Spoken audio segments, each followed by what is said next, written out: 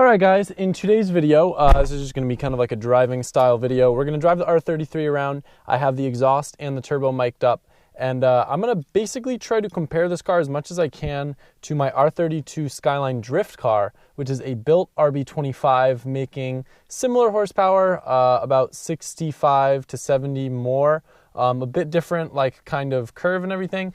And the reason why I want to compare it is because you guys on my channel know that car really well, know how I drive it, know how I enjoy it. And this car is very similar, but also very different in a lot of ways. And it's also a very, very common thing to be asked by people, you know, why didn't I go RB26 in my Skyline? Do I regret it? And I feel like this car is a perfect example with the same exact Garrett turbo for us to really highlight the differences. This thing's so good. The car does not have power steering yet. We are hooking that up today. We just had to make a couple lines, but in the next video, guys, we'll see. The car won't have power steering, I promise.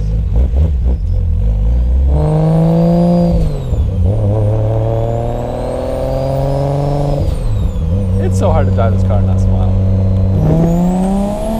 So before we get into too much nitty-gritty in regards to you know, the engine and the power and all that jazz, I do want to just highlight the fact that I made the executive decision to keep all the stock arms, stock bushings, and just all the stock comfort of a car like this, even the stock seats.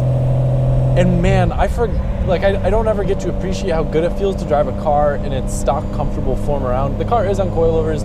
It's going to ride even better once we put it on BCs. These are just some old coilovers that the car came on.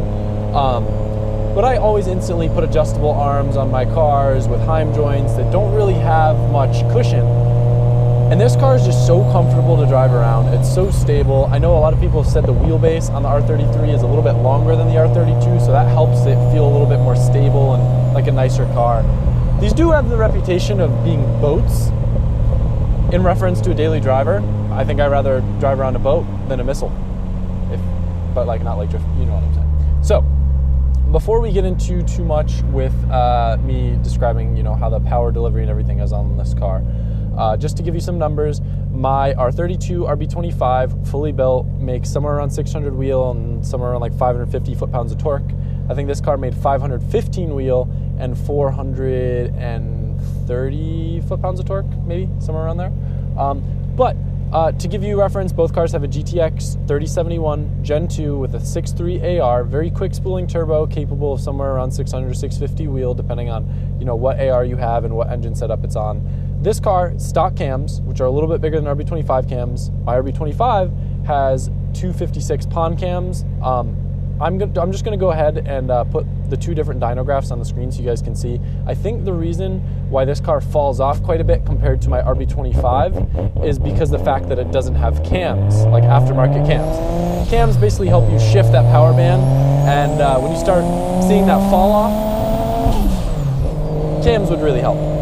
But the biggest difference between the RB26 and the RB25, my main tuner, Martin from R33, has a ton of RB experience, and he had told me this, that VTC on the RB25 will make it spool faster than an RB26.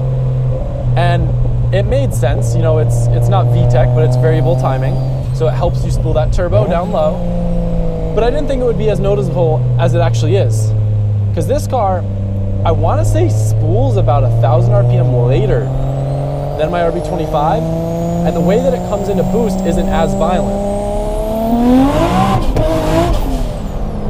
I know it may sound it, but believe it or not, the way that this car, I'll do a third pull, that'll give you a better idea.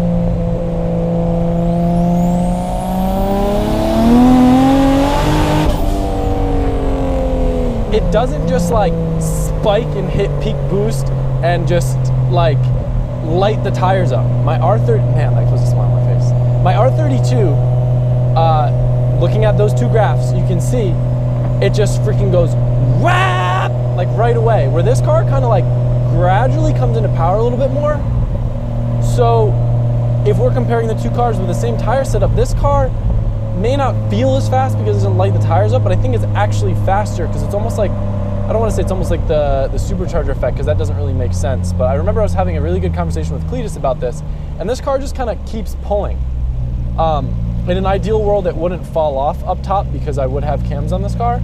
but it makes it much, I don't want to say, because I don't know which is more fun. Do you like lighting up the tires more, or do you like actually pulling fast? Because this car kind of hooks more, because it's not just violently lighting the wheels up, it's kind of like spinning them, but like not absurdly spinning them.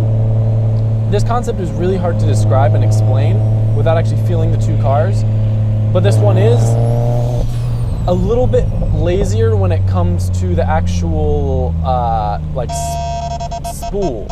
The spool doesn't hit as hard, so it feels like this car has a little bit bigger turbo, but out of boost, I do think maybe a combination of the tune and the ITBs, this car is much more responsive. I do think out of boost though, you guys have heard us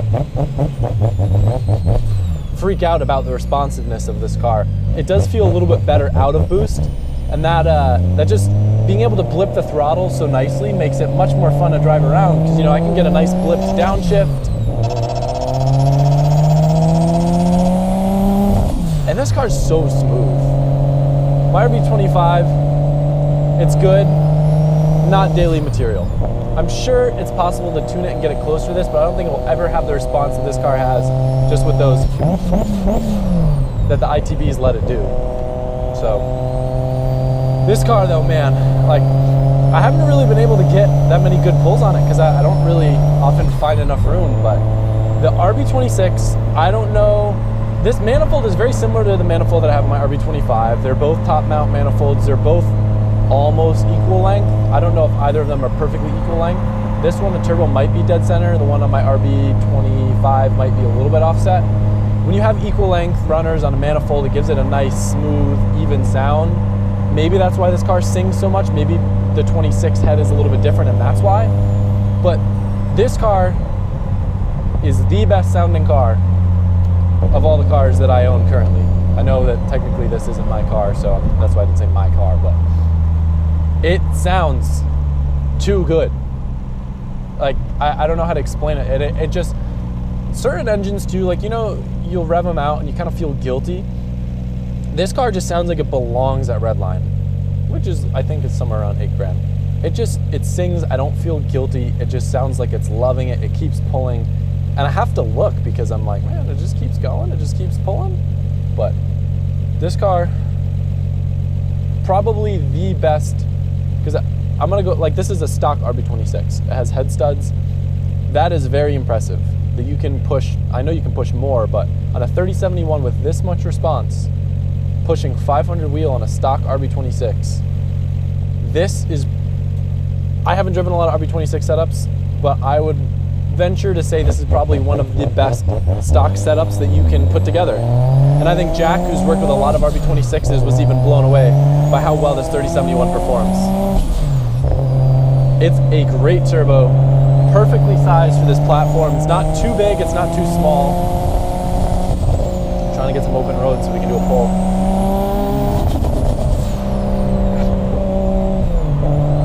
I have no idea what this car gets for gas mileage.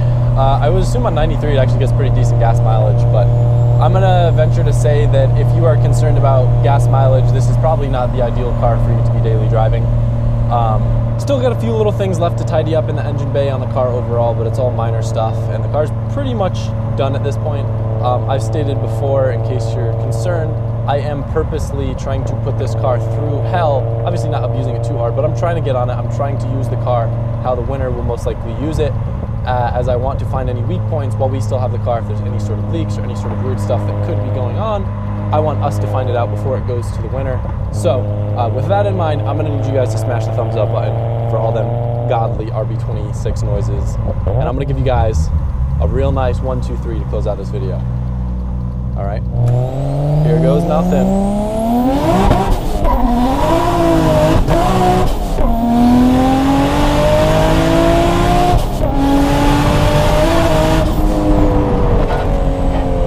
This thing is sick.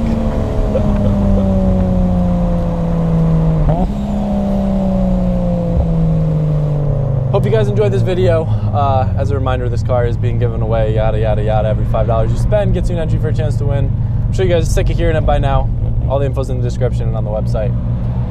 Good luck. I can't wait to see who the winner of this car is and who it ends up going to. It's gonna be interesting. This build's been a lot of fun, and Still going to continue to be fun, but it's rad seeing this car how it is.